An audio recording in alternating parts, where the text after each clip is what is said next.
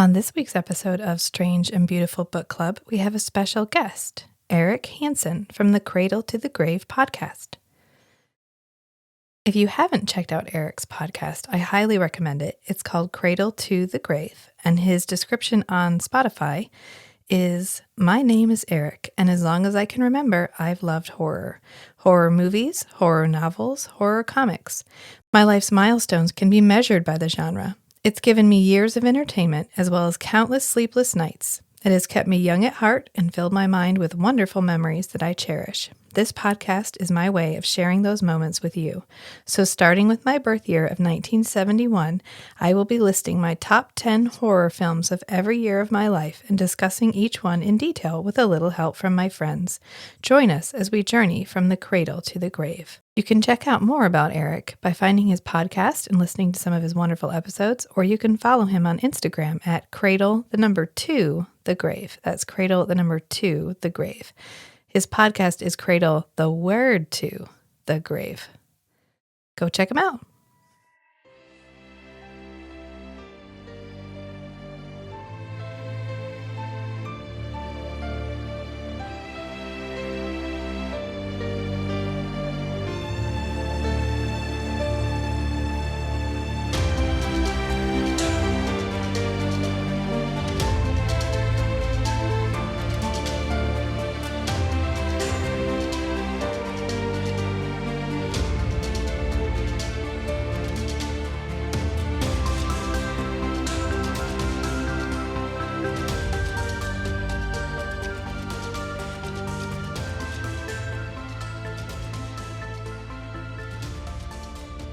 I can hear you guys fine, but I can't see you. No Video.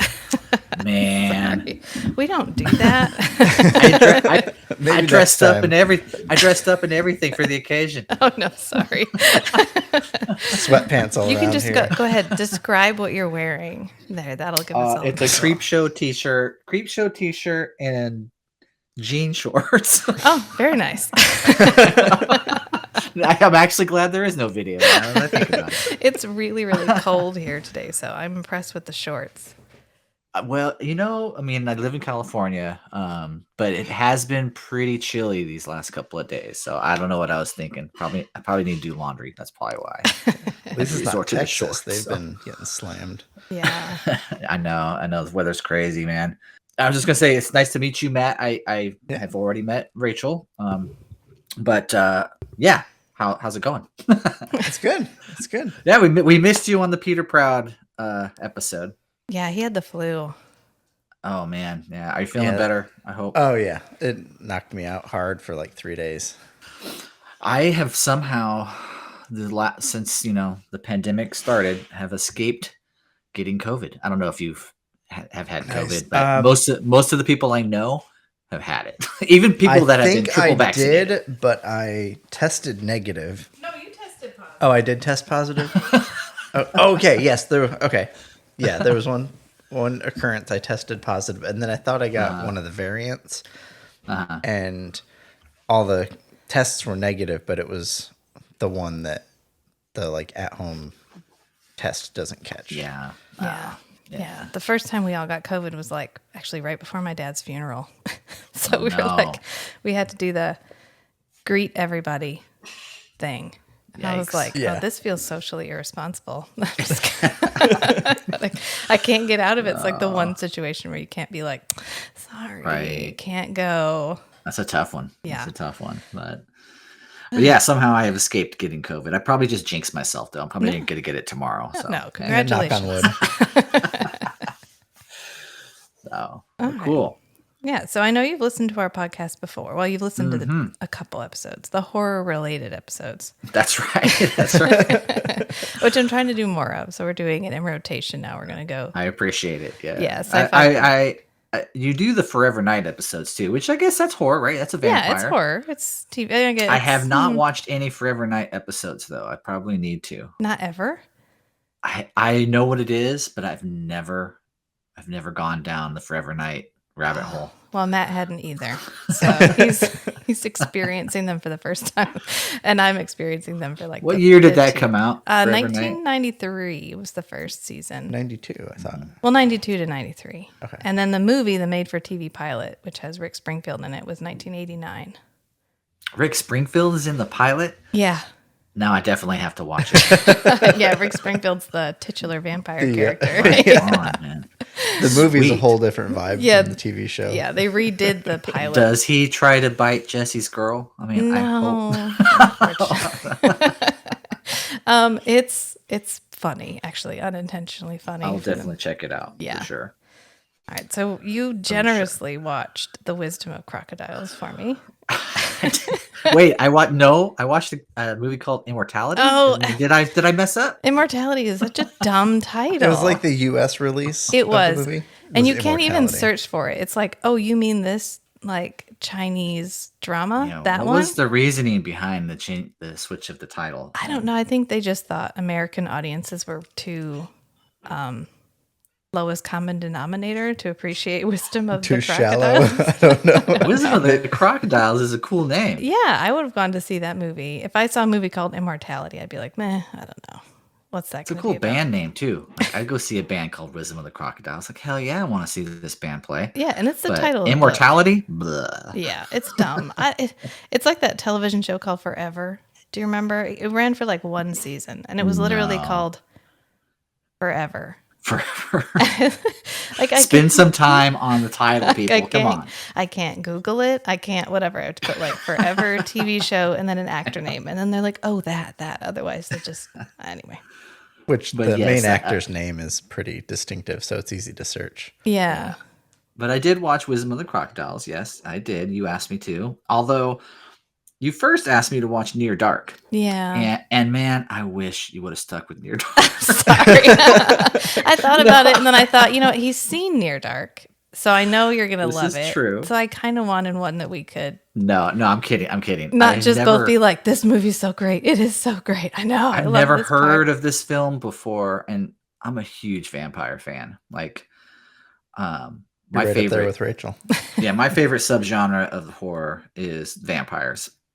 My favorite horror movie is Salem's Lot, the 1979 made-for-TV movie. And I grew up, watching the Christopher Lee Hammer films like that.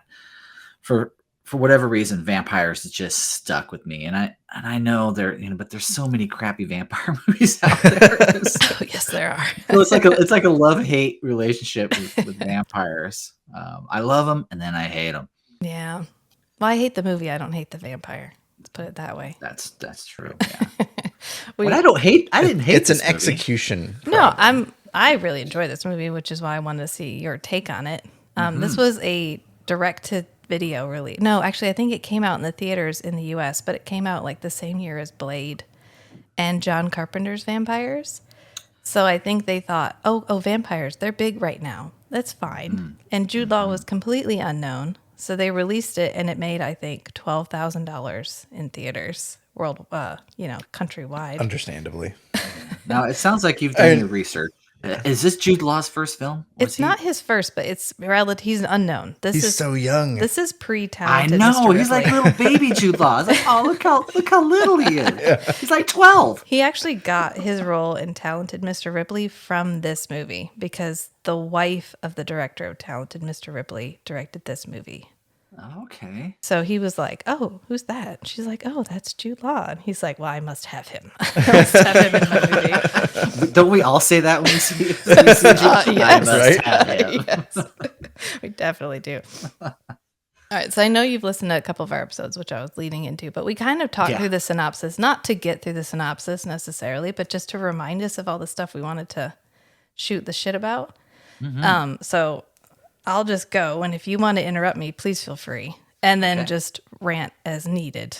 Okay, I'm ready to rant. Okay, so this is a pretty artsy movie, I guess, and it has a lot of what would become fairly well-known actors, although they're not necessarily well-known at the time. Like the guy who plays Peter Pettigrew is in it. Yep.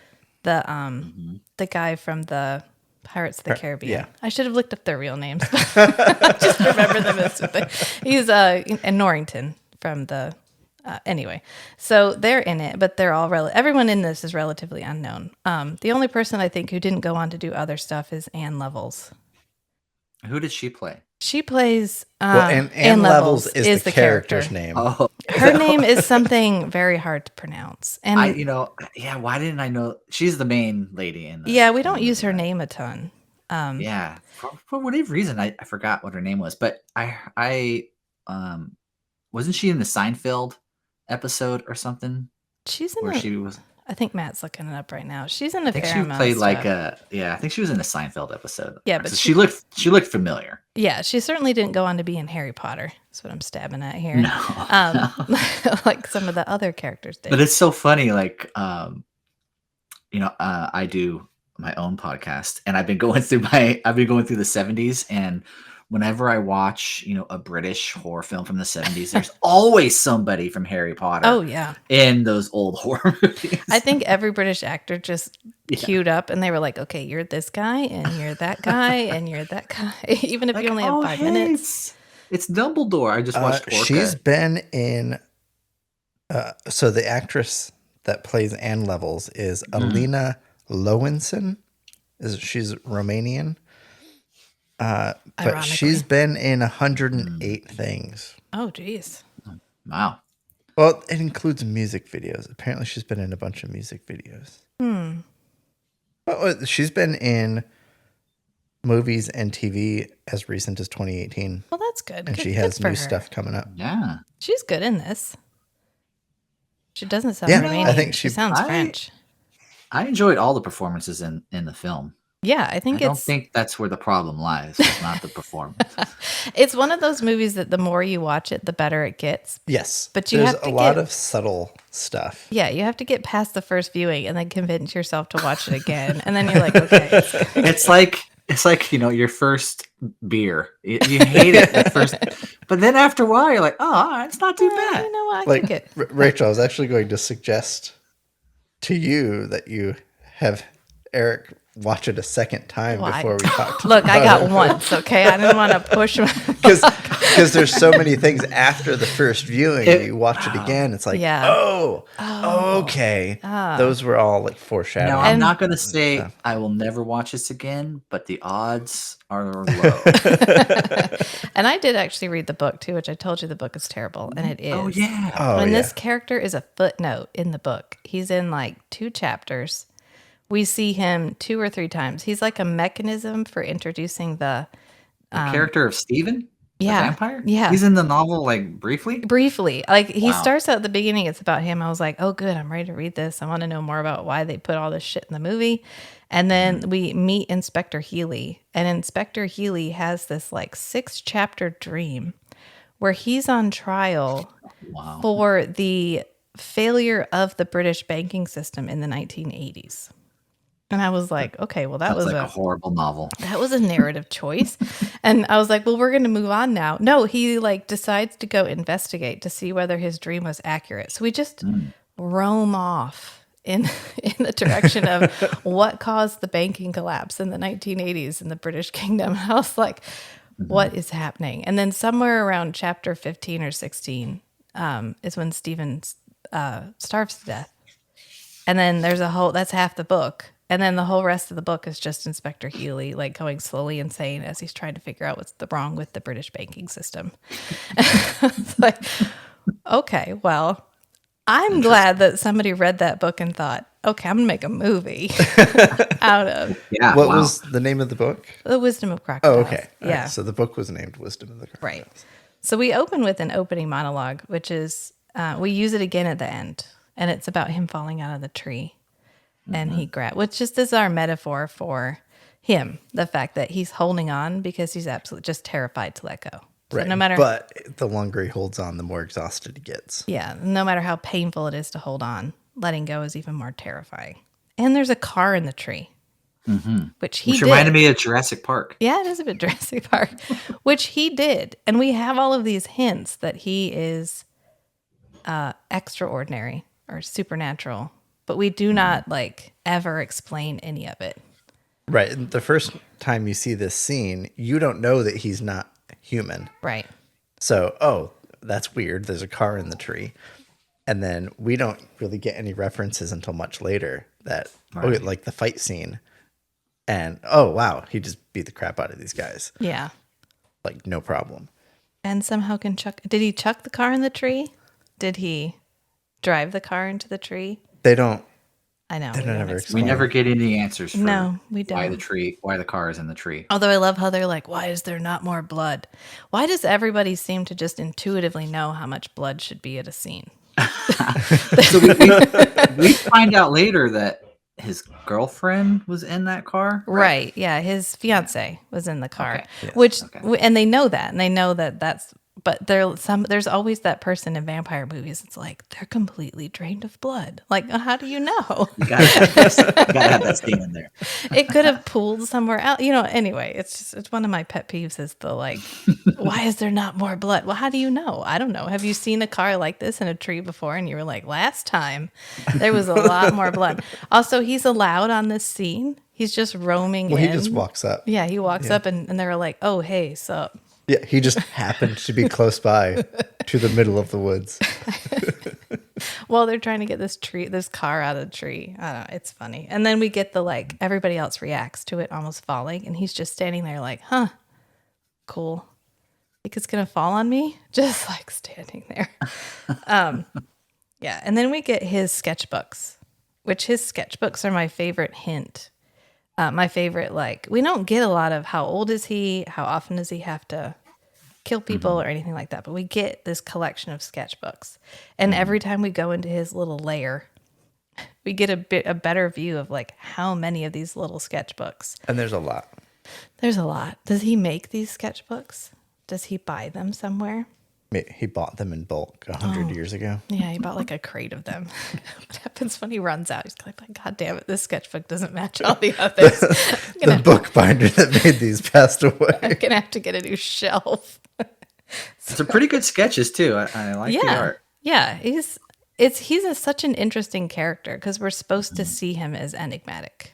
And it comes off as that to the point where he's almost incomprehensible sometimes. Like, I know he works, but he never seems to be at work. But maybe we only see him. I didn't know he was a doctor until halfway through the film. Like, all of a sudden, he shows up. He's actually doing a procedure. Scalpel. Yeah. Like, wait a second. At one point, he says he does medical research. Right.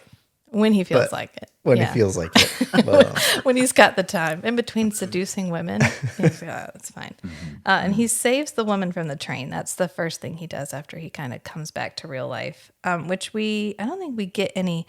They do a good job of sort of seeding in little hints about how much time has passed. But I don't think we know how much time passes between. It seems like an instant. Like, he saves her and then they're having sex. Yeah, pretty much. Yeah, this is a bold choice because it's like 20 minutes of the movie at the very beginning where we're watching him like seduce this woman. I will say, like, I was surprised that woman wasn't. I thought that was going to be the main character, like he was going to fall in love with her or whatever happens. But she gets it, like, boom, like, she's gone. Yeah, and this is to tell us what he is without actually telling us what he is because we never use the word vampire, right? And also to give us the storyline with the investigators because they have to find a body. So we needed a body. And I don't know why we didn't just use the first one, why we started with the car in the tree. But anyway, it's like 20 minutes into the movie. He seduces this woman and he does the thing. This is the thing that's interesting in the whole movie is he never does anything that somebody else hasn't done in front of him first. Repeat that. He never does anything in the movie that somebody else doesn't do in front of him first. Like a gesture or a movement. Oh, really? Like when there's a lot of that in the movie. In the book, I think they explain it a little bit more. I need to rewatch this movie again. Yeah, see, there you go. But like Maria does the two-hand thing. Maria's the first woman or the second woman. Yeah, she writes with both hands at the same time. She does the thing where she writes with both hands. And then he does that later. Yeah. But then when he's with the and levels, yeah. Well, I was thinking when he's in who's Peter Pettigrew actor Healy. When he's at Inspector Healy's desk and they're just chatting, and Healy offers him a cigarette. Right. He and says no at first. He says no at first. Then he's like, on second thought, yeah. After he watches him light one and start smoking, then he accepts one. And he lights it and starts smoking it the same way. And then we see Healy like roll and crush the end of the cigarette between his fingers to put it out. And then later, Stephen. When Stephen gives Healy the cross back, Stephen puts the cigarette out the same exact way. Right. Because every gesture, anything he does, he watches somebody else do first.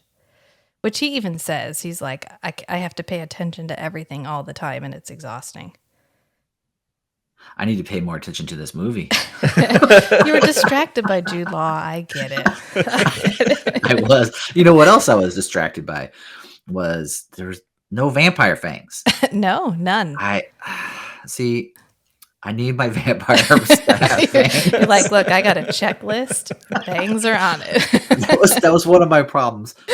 One of the couple of problems that I had with the film. It just reminded you of Twilight. You had like a flashback. I get it. I have in my notes, like, this movie predated Twilight for like what, 10, 15 years?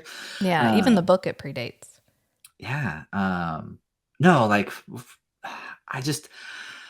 vampires for me, I like them to be more animalistic, and demonic. Horror vampires. Yeah. But that's not to say like I don't enjoy movies like Interview with the Vampire with Tom Cruise and Brad Pitt. Like, they're beautiful vampires. But did you watch the TV show? I have not yet. No, is it good? You need to. Oh, it's so fucking good. Oh, it's That's probably like the TV show is way better. I think it's on a streaming channel that I don't get. It's like the one, was that Paramount, right? Or something like that? Yeah, it's probably on, I don't know which one it was on, but it was... I will definitely check that out when it's available worldwide. But no, like, I don't know. Like, for me, the sexy vampire, it doesn't do it for me. And so right off the bat, I'm like, oh, this is one of those sexy vampire movies. I mean, it is and it isn't. Yes and no. In a tragic way. It has some really cool ideas. I'll give it that. Like, some really interesting ideas that I've never seen explored in a vampire movie before, or barely touched on in other films. So that was cool. There's some really cool things in this film. It's not all bad. I was engaged the whole time I watched the film. So I'll say that. I like that it's the romance movie, the romance vampire trope, but we kind of take that and make it part of the monster. Where he needs the romance, he needs the love. That's literally what he has to do. Right. He has to make them love him. That was one of the cool ideas I liked. Is like, he has to somehow infuse their blood with the emotion of love before he can feed on them, and that's a pretty rad idea, actually. Yeah. And I like that. way harder. Absolutely. Way harder. We do get that cool scene with Maria where he does the shadow thing, where he has her close her eyes. And like his shadow extends across the ground, and then he's right in front of her. When she opens her eyes, he's back across the room again. Besides biting the neck, that's the most vampirific thing that he does. Yeah, it's the most like supernaturally thing. Yeah. He does a couple other things where you're like, oh, okay, he can do a little bit more than a person can. But we only get a couple of hints of like, oh, he's supernatural. He's something other than human. Yeah. And I love how he has his bed prepped. Like, it feels very spontaneous. He's going to propose to her, and she's so excited. They're going to head up the stairs or whatever. But, he's already got his rubber sheet on the bed. And he's ready to go. That's some serial killer stuff right there. I know. So as soon as he kills her, he's like, all right, good. And then he just wraps her up. And then we get, I don't know why they kept this in. This is in the book. But he passes like a kidney stone every time he kills somebody. Yeah, the crystal thing, right? He has like a collection. Yes. Was that ever really fully explained? Not in the movie. These crystals were. No, in the book, it's like all the parts that he can't eat. So like he takes in everything that they feel about him, and nobody loves you completely. There's always a little bit of other stuff, and so he takes all of that, but he has to expel everything that isn't love, and so he does it as this. It's a kidney stone. He has to like pee it out, which is why he's like in Screaming. agony. It's an interesting choice. Yeah. But then that I wish they represents would've- the word that he writes in the journal at the end. Like that's the sense that he's getting off of this crystal. Yeah. Is like one particular emotion. Despair or desperation or whatever. Disappointment. Yeah, I don't know. It's weird that he keeps them, right? Like he pees. Yeah, it reminded me of like I said, like a serial killer, how he'll keep trophies of his victims. And Yeah, so it's he like has all the crystals from previous girlfriends, quote unquote, which I kind of wish they would have explored a little bit more with that whole idea, which I found really interesting. But it kind of just it blink and you miss it kind of deal. It is, yeah. We don't really. I mean, we kind of go back to it when we finally see him as a doctor and he studies like the crystals that people's bodies produce, but we don't ever really go back and be like, okay, so I make them and here's why, and how I keep them in my little collection of people that I've killed with little labels and everything. It's a lot. The first couple times I watched it, I thought he like threw them up, but when I read it and I found out that he was actually like passing them like a kidney stone, Right. I was like, Yeah. you know what, actually I don't want to know more. It's fine. I'm glad we didn't explore anything extra with that. But then he wraps her up and he takes her out. And this is really interesting because he makes the first woman's death look like an accident where he puts her up in the tree. But then this woman, he's like, well, I'm going to wrap her in plastic and just let nature take its course. So he heads out and like puts her in the water. Right. It doesn't do any other prep. Right. In the book, we kind of talk about how Sarah never loved him completely. And so he needed to be fast with the second one because it was like a snack. he needed didn't someone. get a lot of nourishment. Yeah. And so that's why he kind of was off. Mm-hmm. But I don't know. We don't talk about that at all in the movie. Although we do get that weird scene where he's on the beach and he's like crouched on the beach, breathing really weird. Yeah, he Splashes does water like in his face. some like weird contortions with his body in a few moments in the film. Do you know what that is about? Yeah, I have no idea. Except that he doesn't even breathe automatically. So like nothing he does is automatic. Why is he dying, by the way? Oh, he's starving to death. Yeah. Why? But why? What's going on? Like because he doesn't want to kill Anne. Obviously. Well, I thought he was immortal. They changed the name to Immortality. No. I know. That's why it's another dumb thing. Because we don't even talk about if he is immortal, if he doesn't. We don't cover any of that. This is just like the tragic idea that this guy is alone. He has no idea why he's like this. But he knows what he needs to do is make these women fall in love with him and then kill them. And so he finally makes someone fall in love with him that he doesn't want to kill. And he's like, you know what, But maybe... oops, he fell in love with her too. Right. He's like, oops, maybe it's time for me to just die. And so he tries to just go off and die, but she won't leave him alone. And so he's like, all right, fine, I'll kill you. It's fine. I don't wanna, but maybe I'll die because of the next one. It's fine. There's plenty more fish in the sea. Yeah, but they find her body. He does such a bad job hiding it. They find it, which is how we. Well, so they make a comment about how if the Spanish fishing vessel had not been using illegal nets, they would not have picked up her body. Right. He's like, dang, so close. It's like in Dexter when his bodies accidentally get in the Gulf Stream, and so people find them. Yeah. I was going to bring up Dexter. This kind of had some shade to Dexter. Yeah, he's a little serial killer-ish with I'm doing it for a reason, guys. I'm not just killing people for fun. He has a compulsion. Yeah, which that's one of my favorite story arcs in Dexter is when they find all of his bodies and he's trying to get away with it. I didn't finish watching the latest season. It was the Dexter. The last season, yeah. The newest one that they just made. Where he's in the snow. Yeah. In the mountains. Yeah, I saw it. I won't spoil it for you. Okay. I got to the part where he was buried under the fire pit and everybody was camped out around the fire pit. I was like, oh, this is going to be good. And then I didn't finish it too. Matt made a point that when he's drawing her he's drawing N levels. So one of his he's supposed to be super suave, which he does a pretty good job. And he's like drawing Anne. And Matt was like, well, it's not creepy because he's hot.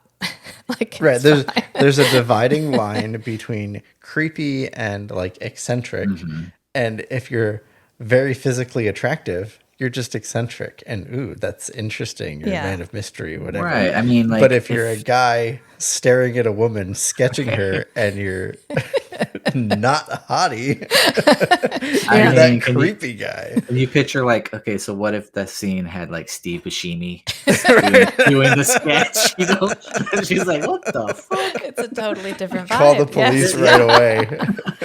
No offense, Steve. No, we love Steve Buscemi. We He's love a good guy. Yeah, we love him. Come on. So our A story doesn't start until 20 minutes in. I just want to point that out. We don't meet Anne and actually get the movie going until 20 minutes. And this movie is only an hour and a half long, which is my ideal movie length. But usually when the movie starts at an hour, or it starts at 0 instead of at 20. So as soon as he hears about the body getting fished out of the ocean or whatever, he calls the police immediately, which I assume is just like a heading off, like they're going to call me anyway, so I might as well be like, right. Oh my God, is that my girlfriend?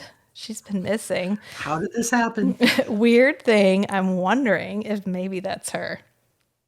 Which that it does come off as an effective tactic to avoid suspicion. Kind of, except he hadn't reported her missing. So they have no reason. He has theoretically no reason to believe she's died. So why would you be like, hey, did that random body that got fished up, is that my girlfriend? They said her name. Oh, they did. You're right. Yeah. Thank you. Guess I need to watch it. That's when he perks up. He just had like the news playing in the background and they said her name. He perked up and called the police. And then they showed up at his apartment and talked to him about it. And there was like one scene where the police are asking him some questions, and they ask, what's your name? Like, what's your social security number? Right. And then it just cuts, and we don't ever find out if he has a social security number. Okay, if they ever got that information from. We do talk about it one more time. I was like, hold on. Okay. Do they have social security numbers in England? And I looked, I was like, is this supposed to be set in the US? No, it takes place in London. Mm-hmm. Do they have social security numbers in England? And are they called social security numbers? Not really. No. They have a national identification number, but it's literally only used for like healthcare access and taxes. Yeah. So, and you don't use it for any kind of identification. And one of the things I was reading was saying, yeah, nobody's worried about like keeping it a secret because the only thing someone could do with it financially is pay your taxes for you. So they wouldn't have used that for identification. Yeah, they mention it one more time. But yeah, he's like, did we ever figure that out? And the guy's like, oh yeah, they spelled his last name wrong. And then he makes a crack about he makes a crack about it should be illegal to not have vowels in your name. Because his last name is like GRLCZ. SCZ. Yeah. Which is Bulgarian, he says. I don't know. I feel like, why would you want such a distinctive last name?